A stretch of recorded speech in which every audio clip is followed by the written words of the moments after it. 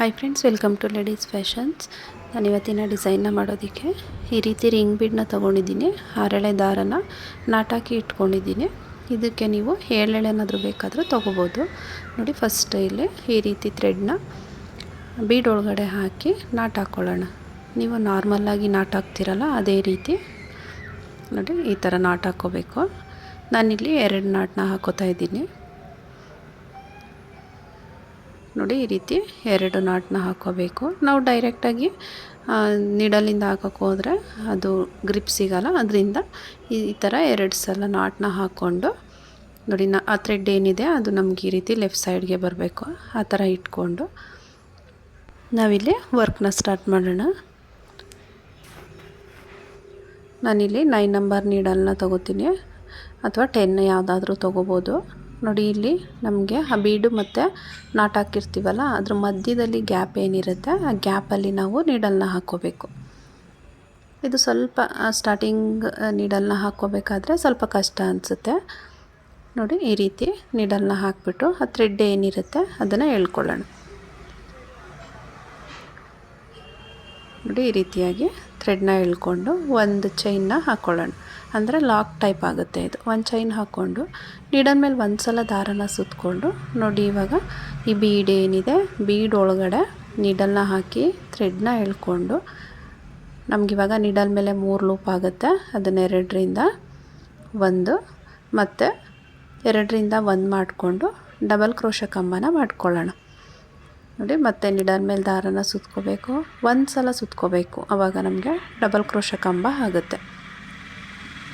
ನಾವಿಲ್ಲಿ ಫುಲ್ಲು ನಮಗೆ ಆ ರಿಂಗ್ ಏನಿದೆ ಅದ್ರ ಫುಲ್ಲು ಡಬಲ್ ಕ್ರೋಶ ಕಂಬನೇ ಮಾಡ್ಕೊಳ್ಳೋಣ. ನೀಡಲ್ ಮೇಲೆ ಒಂದು ಸಲ ದಾರನ ಸುತ್ಕೋಬೇಕು. ಆ ಗ್ಯಾಪಲ್ಲಿ ಹೋಗಿ ಥ್ರೆಡ್ನ ಎಳ್ಕೊಂಡು ಡಬಲ್ ಕ್ರೋಶ ಕಂಬನ ಮಾಡ್ಕೋಬೇಕು.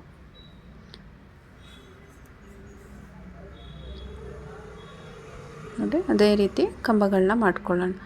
ನಮಗೆ ಇಲ್ಲಿ ಆ ಥ್ರೆಡ್ ಎಕ್ಸ್ಟ್ರಾ ಥ್ರೆಡ್ ಏನಿದೆ ಇದನ್ನು ನೀಟಾಗಿ ಈ ರೀತಿಯ ಕೆಳಗಡೆ ಬರೋ ಥರನೇ ಎಳ್ಕೋಬೇಕು. ಅಂದರೆ ಸ್ವಲ್ಪ ದೂರ ಕೆಳಗಡೆ ಅದು ನೀಟಾಗಿ ಇದು ಮಾಡಿಕೊಂಡ್ರೆ ಅದು ಕೆಳಗಡೆನೇ ಹೋಗುತ್ತೆ. ಒಂದು ಸ್ವಲ್ಪ ದೂರ ಕಂಬಗಳನ್ನ ಹಾಕ್ಕೊಂಡು ಆಮೇಲೆ ಅದನ್ನು ಟ್ರಿಮ್ ಮಾಡ್ಕೊಳ್ಳೋಣ.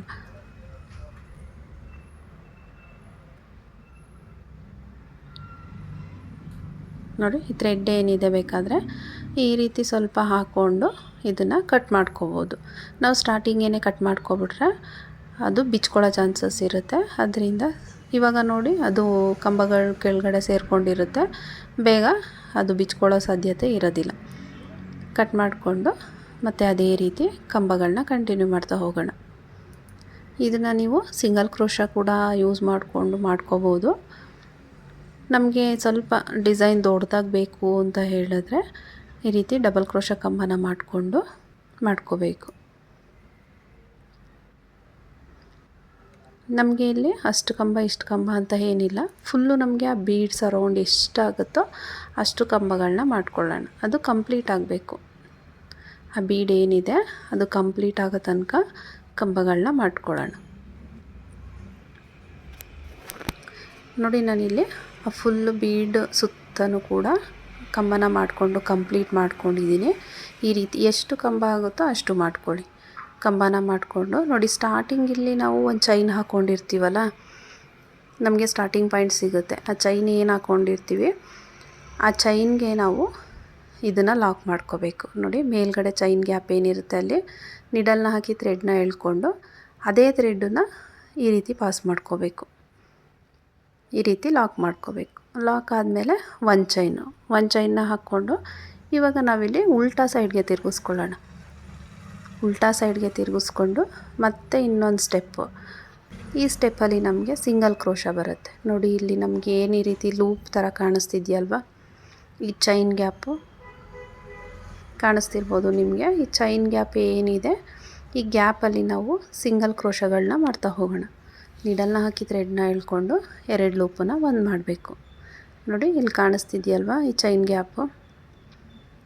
ಅದು ನೀವು ಮಾಡಬೇಕಾದ್ರೆ ಅದು ಕಾಣಿಸುತ್ತೆ, ಗೊತ್ತಾಗುತ್ತೆ ನಿಮಗೆ ಎಲ್ಲಿ ಮಾಡಬೇಕು ಅನ್ನೋದು ಗೊತ್ತಾಗುತ್ತೆ.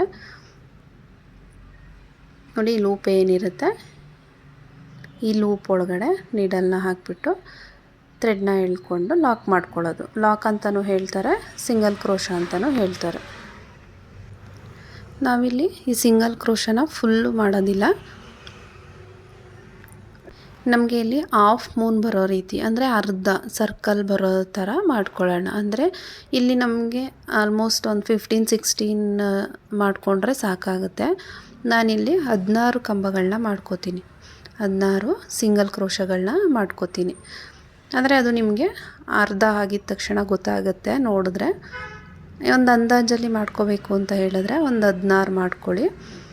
16 ಸಿಂಗಲ್ ಕ್ರೋಶನ ಮಾಡಿಕೊಂಡ್ರೆ ಸಾಕಾಗುತ್ತೆ. ಫ್ರೆಂಡ್ಸ್, ಯಾರೆಲ್ಲ ಸಬ್ಸ್ಕ್ರೈಬ್ ಮಾಡ್ಕೊಳ್ದೆ ವಿಡಿಯೋನ ನೋಡ್ತಾ ಇದ್ದೀರಾ, ಪ್ಲೀಸ್ ಸಬ್ಸ್ಕ್ರೈಬ್ ಮಾಡ್ಕೊಳ್ಳಿ, ಸಪೋರ್ಟ್ ಮಾಡಿ. ನೋಡಿ, ಇದೇ ರೀತಿ ಸಿಂಗಲ್ ಕ್ರೋಶನ ಮಾಡ್ತಾ ಹೋಗೋಣ.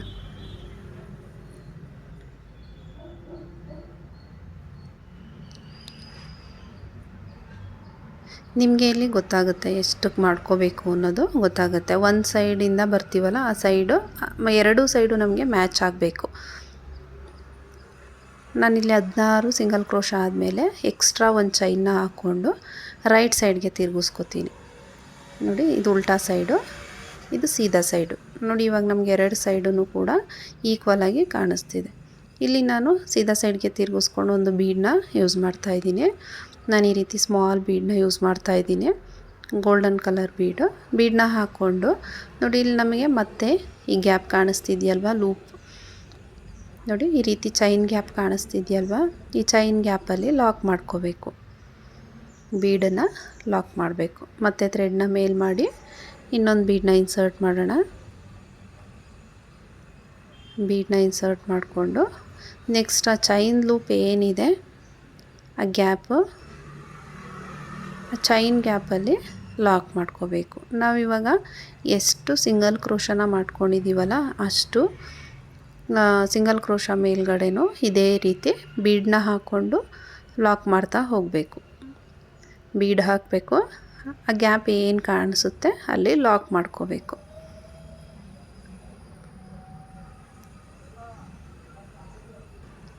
ಇದೇ ರೀತಿ ನೋಡಿ ಫುಲ್ಲು ಮಾಡ್ತಾ ಹೋಗೋಣ. ಥ್ರೆಡ್ನ ಮೇಲ್ ಮಾಡಿ ಬೀಡನ್ನ ಇನ್ಸರ್ಟ್ ಮಾಡಿಕೊಂಡು ನೋಡಿ ಆ ಗ್ಯಾಪಲ್ಲಿ ಲಾಕ್ ಮಾಡ್ಕೋಬೇಕು. ನಾನಿಲ್ಲಿ ಗೋಲ್ಡನ್ ಕಲರ್ ಬೀಡನ್ನ ಯೂಸ್ ಮಾಡಿದ್ದೀನಿ. ನೀವು ಯಾವ ಥರ ಬೇಕಾದರೂ ಯೂಸ್ ಮಾಡ್ಕೋಬೋದು, ಅಂದರೆ ಸಿಲ್ವರ್ ಕಲರ್ ಬೀಡನ್ನಾದರೂ ಯೂಸ್ ಮಾಡ್ಕೋಬೋದು. ನೋಡಿ, ಬೀಡನ್ನ ಹಾಕ್ಕೊಂಡು ಆ ಗ್ಯಾಪಲ್ಲಿ ಲಾಕ್ ಮಾಡ್ಕೋಬೇಕು.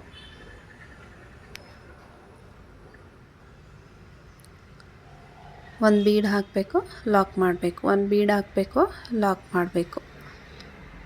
ನಮಗೆ ಚೈನ್ ಲೂಪಲ್ಲಿ ಫುಲ್ಲು ಅದೇ ರೀತಿ ಮಾಡ್ತಾ ಹೋಗಬೇಕು.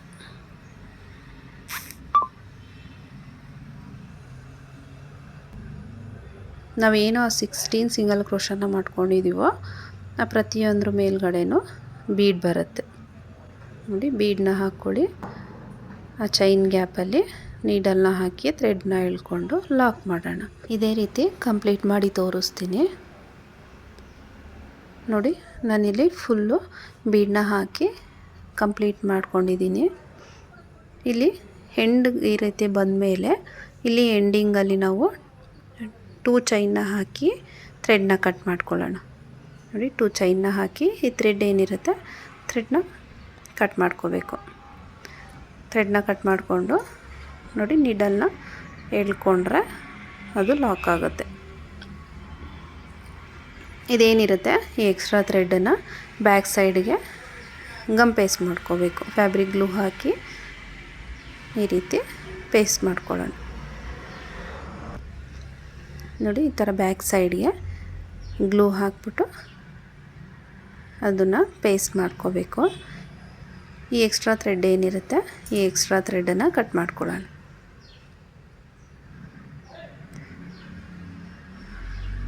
ಅದನ್ನು ಸ್ಟಿಕ್ ಮಾಡಿಬಿಟ್ಟು ಎಕ್ಸ್ಟ್ರಾ ಥ್ರೆಡನ್ನು ಕಟ್ ಮಾಡ್ಕೋಬೇಕು. ನೋಡಿ, ಈ ರೀತಿಯಾಗಿ ಬರುತ್ತೆ, ನೀಟಾಗಿ ಫಿನಿಶಿಂಗ್ ಬರುತ್ತೆ. ನಾನು ಇದೇ ರೀತಿ ಸ್ಯಾರಿಗೆ ಎಷ್ಟು ಬೇಕೋ ಅಷ್ಟು ಕ್ರೋಶೆಟ್ನ ಮಾಡಿ ರೆಡಿ ಮಾಡ್ಕೋತೀನಿ. ನೋಡಿ, ಇವಾಗ ಸ್ಯಾರಿಗೆ ಹಾಕೋದು ಯಾವ ರೀತಿ ಅಂತ ತೋರಿಸ್ತೀನಿ. ನಾನಿಲ್ಲಿ 2 ಇಂಚ್ ಡಿಫ್ರೆನ್ಸ್ನ ತೊಗೊಂಡಿದ್ದೀನಿ. ನೀವು ಇನ್ನೂ ಹತ್ರ ಬೇಕು ಅಂತ ಹೇಳಿದ್ರೆ ಹತ್ರನೂ ಕೂಡ ಮಾಡ್ಕೋಬೋದು.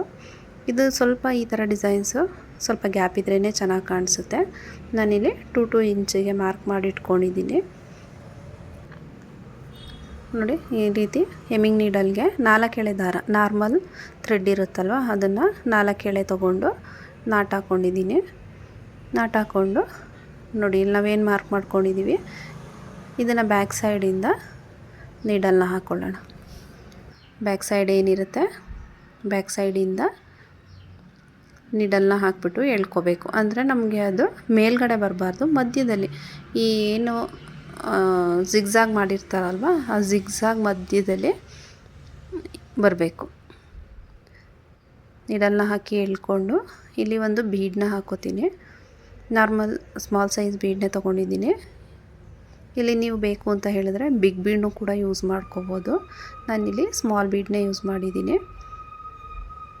ನೋಡಿ ಬೀಡನ್ನ ಹಾಕ್ಕೊಂಡು ಈ ರೀತಿ ಎಳ್ಕೊಂಡು ನಾವೇನು ಕ್ರೋಶೆಟ್ಸ್ನ ರೆಡಿ ಮಾಡಿ ಇಟ್ಕೊಂಡಿರ್ತೀವಲ್ಲ ಅದನ್ನು ಇವಾಗ ಇನ್ಸರ್ಟ್ ಮಾಡ್ಕೊಳ್ಳೋಣ. ಒಂದು ಬೀಡ್ ಹಾಕಿ ಆದಮೇಲೆ ನೋಡಿ ಕ್ರೋಶೆಟ್ಸ್ ಏನಿರುತ್ತೆ ಇದು ಮಧ್ಯಕ್ಕೆ ಬರೋ ರೀತಿ ನೋಡಿ ಸೆಂಟ್ರಿಗೆ ನಾವು ನೀಡಲ್ನ ಹಾಕಬೇಕು. ಮಧ್ಯಕ್ಕೆ ಆ ಚೈನ್ ಇರುತ್ತಲ್ಲ ಆ ಚೈನ್ ಒಳಗಡೆಯಿಂದ ತೊಗೊಳ್ಳಿ. ಈ ರೀತಿ ನೀಡಲ್ನ ಹಾಕ್ಬಿಟ್ಟು ಎಳ್ಕೊಳ್ಳೋಣ. ನೋಡಿ ಈ ಥರ ಎಳ್ಕೊಂಡು ಆ ಸ್ಮಾಲ್ ಬೀಡ್ ಏನಿರುತ್ತೆ ಆ ಬೀಡ್ ಒಳಗಡೆಯಿಂದ ಮತ್ತೆ ಒಂದು ಸಲ ತೊಗೊಳ್ಳೋಣ. ನೋಡಿ ಈ ಸ್ಮಾಲ್ ಬೀಡ್ ಏನಿದೆ ಅದರೊಳಗಡೆಯಿಂದ ನೀಡಲ್ ಪಾಸ್ ಮಾಡ್ಕೋಬೇಕು. ನೀಡಲ್ನ ಪಾಸ್ ಮಾಡಿಕೊಂಡು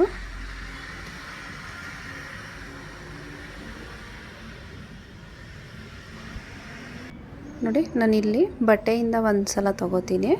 ಆವಾಗ ನಮಗೆ ನೀಟಾಗಿ ಫಿನಿಶಿಂಗು ಬರುತ್ತೆ, ಗ್ರಿಪ್ ಕೂಡ ಬರುತ್ತೆ. ನೋಡಿ ಬಟ್ಟೆಯಿಂದ ಒಂದು ಸಲ ಎಳ್ಕೊಂಡು ಇವಾಗ ಅಲ್ಲೇ ಪಕ್ಕದಲ್ಲೇ ಮೇಲ್ಗಡೆಯಿಂದ ಒಂದು ಸಲ ನೀಡಲ್ನ ಹಾಕೋತೀನಿ. ಮೇಲ್ಗಡೆಯಿಂದ ನೋಡಿ ಈ ರೀತಿ ಒಂದು ಸಲ ನೀಡಲ್ನ ಹಾಕಿ ಎಳ್ಕೊಳ್ಳೋಣ. ಇವಾಗ ಇಲ್ಲಿ ನಾಟ್ ಹಾಕ್ಕೊಂಡ್ರೆ ಅದು ಟೈಟಾಗಿ ಕೂತ್ಕೊಳ್ಳುತ್ತೆ. 1-2 ಸಲ ನಾಟ್ ಹಾಕ್ಕೊಳ್ಳೋಣ. ನಾವು ಬೀಡಿಂದ ಬಂದಾಗ ಡೈರೆಕ್ಟಾಗೂ ಕೂಡ ಹಾಗೆ ಬ್ಯಾಕ್ ಸೈಡಲ್ಲೇ ಲಾಕ್ ಮಾಡ್ಕೋಬೋದು. ಬಟ್ ಒಂದು ಸಲ ಈ ರೀತಿ ಮಾಡ್ಕೊಳ್ಳೋದ್ರಿಂದ ಅದು ಗ್ರಿಪ್ಪಾಗಿ ಕೂತ್ಕೊಳ್ಳುತ್ತೆ. ನೋಡಿ ಈ ರೀತಿ 1-2 ನಾಟನ್ನ ಹಾಕ್ಕೊಂಡ್ರೆ ಟೈಟಾಗಿ ಕೂತ್ಕೊಳ್ಳುತ್ತೆ. ನಾನಿಲ್ಲಿ ಸ್ಯಾರಿ ಪಲ್ಲು ಏನಿದೆ ಆ ಕಲರ್ ಥ್ರೆಡನ್ನೇ ತೊಗೊಂಡಿದ್ದೀನಿ. ನೋಡಿ ಇವಾಗ ನಾಟ್ ಹಾಕ್ಕೊಂಡು ಈ ಬೀಡ್ ಏನಿದೆ ಈ ಬೀಡ್ ಒಳಗಡೆಯಿಂದ ನೀಡಲ್ ಪಾಸ್ ಮಾಡಿಕೊಂಡು ಥ್ರೆಡ್ನ ಕಟ್ ಮಾಡ್ಕೊಳ್ಳೋಣ. ನೋಡಿ ಈ ರೀತಿ ನೀಡಲ್ ಪಾಸ್ ಮಾಡಿಕೊಂಡು ಇವಾಗ ಥ್ರೆಡ್ನ ಕಟ್ ಮಾಡ್ಕೊಳ್ಳೋಣ.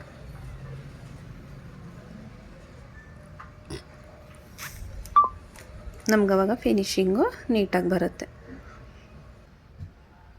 ನೋಡಿ ಇದು ಬ್ಯಾಕ್ ಸೈಡು, ಇದು ಫ್ರಂಟ್ ಸೈಡ್ ಬರುತ್ತೆ. ಫ್ರಂಟ್ ಸೈಡ್ ನೋಡಿ ಈ ರೀತಿಯಾಗಿ ಕಾಣಿಸುತ್ತೆ, ನೀಟಾಗಿ ಬಂದಿದೆ ಡಿಸೈನು. ಇಲ್ಲಿ ನಾವಿಲ್ಲಿ ಆ ಮಧ್ಯದಲ್ಲಿ ಒಂದು ಬೀಡನ್ನ ಬಿಗ್ ಸೈಜ್ ಬೀಡನ್ನ ಹಾಕೋಬೋದು. ಬೇಕು ಅಂತ ಹೇಳಿದ್ರೆ ನಿಮಗೆ ಬೇಕಂತ ಹೇಳಿದ್ರೆ ಹಾಕ್ಕೊಳ್ಳಿ, ನೀಟಾಗಿ ಕಾಣಿಸುತ್ತೆ. ನಾನಿಲ್ಲಿ ಯೂಸ್ ಮಾಡಿದ್ದೀನಿ. ನೋಡಿ ಈ ರೀತಿಯಾಗಿ ಒಂದು ಬೀಡನ್ನ ಹಾಕೋಬೋದು. ಈ ರೀತಿಯಾಗಿ ಕಾಣಿಸುತ್ತೆ. ನೋಡಿ ನಾನಿಲ್ಲಿ ಫುಲ್ಲು ಕಂಪ್ಲೀಟ್ ಮಾಡಿದ ಮೇಲೆ ಡಿಸೈನ್ ಈ ರೀತಿಯಾಗಿದೆ. ತುಂಬ ನೀಟಾಗಿ ಬಂದಿದೆ, ಸ್ಯಾರಿಗೆ ತುಂಬ ಚೆನ್ನಾಗಿ ಕಾಣಿಸ್ತಿದೆ ಅಂತಲೇ ಹೇಳ್ಬೋದು. ನೋಡಿ ಮಧ್ಯದಲ್ಲಿ ನಾನು ಬೀಡನ್ನ ಯೂಸ್ ಮಾಡ್ಕೊಂಡಿದ್ದೀನಿ. ಡಿಸೈನ್ ತುಂಬ ನೀಟಾಗಿ ಬಂದಿದೆ, ಫಿನಿಶಿಂಗ್ ಕೂಡ ಅಷ್ಟೇ ನೀಟಾಗಿದೆ. ನಮಗೆ ಮೇಲ್ಗಡೆನೂ ಕೂಡ ಅಷ್ಟು ಅಕ್ವಾರ್ಡಾಗಿ ಏನು ಕಾಣಿಸ್ತಿಲ್ಲ, ಫಿನಿಶಿಂಗ್ ನೀಟಾಗಿ ಬಂದಿದೆ ಅಂತಲೇ ಹೇಳ್ಬೋದು. ತುಂಬ ಚೆನ್ನಾಗಿ ಬಂದಿದೆ ಡಿಸೈನು.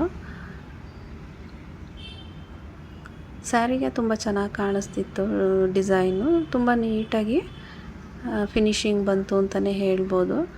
ನೋಡಿ ಯಾವ ರೀತಿಯಾಗಿ ಬಂದಿದೆ ಅಂತ ಹೇಳಿ. ಬ್ಯಾಕ್ ಸೈಡು ಕೂಡ ನೀಟಾಗೇ ಬಂದಿದೆ, ಅಷ್ಟು ಅಕ್ವಾರ್ಡಾಗೇನಿಲ್ಲ. ಬ್ಯಾಕ್ ಸೈಡು ನಾಟ್ ಹಾಕಿರ್ತೀವಲ್ಲ ಅದನ್ನು ಕೂಡ ತುಂಬ ನೀಟಾಗೇ ಇದೆ. ನೋಡಿ ಸಿಂಪಲ್ಲಾಗೆ ನಾಟ್ ಹಾಕಿದ್ದೀನಿ.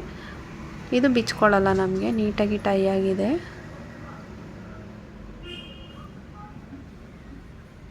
ನೋಡಿ ಎಲ್ಲೂ ಕೂಡ ನಮಗೆ ಅಕ್ವಾರ್ಡ್ ಅಂತ ಏನು ಅನ್ನಿಸ್ತಾ ಇಲ್ಲ, ನೀಟಾಗಿ ಫಿನಿಶಿಂಗ್ ಬಂದಿದೆ. ಫುಲ್ಲು ಕಂಪ್ಲೀಟ್ ಆದಮೇಲಂತೂ ಸ್ಯಾರಿ ತುಂಬಾ ನೀಟಾಗಿ ಕಾಣಿಸ್ತಾ ಇತ್ತು. ಡಿಸೈನ್ ಇಷ್ಟ ಆದರೆ ಪ್ಲೀಸ್ ಒಂದು ಲೈಕ್ ಮಾಡಿ, ಸಬ್ಸ್ಕ್ರೈಬ್ ಮಾಡ್ಕೊಳ್ಳಿ. ನೀವಿಲ್ಲಿ ಈ ರೀತಿ ಕ್ರೋಶೆಟ್ಸ್ನ ಮಾಡಿಕೊಂಡು ಪಲ್ಲು ಮೇಲ್ಗಡೆ ಬೇಕಾದರೂ ಮಾಡ್ಕೋಬೋದು. ಈ ರೀತಿ ಹ್ಯಾಂಗಿಂಗ್ ಆದರೂ ಮಾಡ್ಕೋಬೋದು, ಇಲ್ಲ ಪಲ್ಲು ಮೇಲ್ಗಡೆನಾದರೂ ಮಾಡ್ಕೋಬೋದು. ನನಗೆ ಇಲ್ಲಿ ಒಂದು ಸ್ಯಾರಿಗೆ ಫುಲ್ಲು ಈ ರೀತಿ ಕಂಪ್ಲೀಟ್ ಮಾಡೋದಕ್ಕೆ 120 to 25 ಕ್ರೋಶೆಟ್ಸ್ ಬೇಕಾಯಿತು.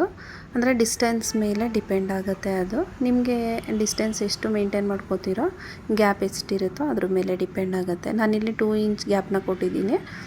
ನನಗೆ 20-25 ಬೇಕಾಗುತ್ತೆ. ಒಂದು ಅಂದಾಜು ಅಷ್ಟು ನೀವು ಅಂದರೆ ಹಾಕಬೇಕಾದ್ರೆ ಒಂದು ಅಂದಾಜಲ್ಲಿ ಮಾಡ್ಕೋಬೋದು.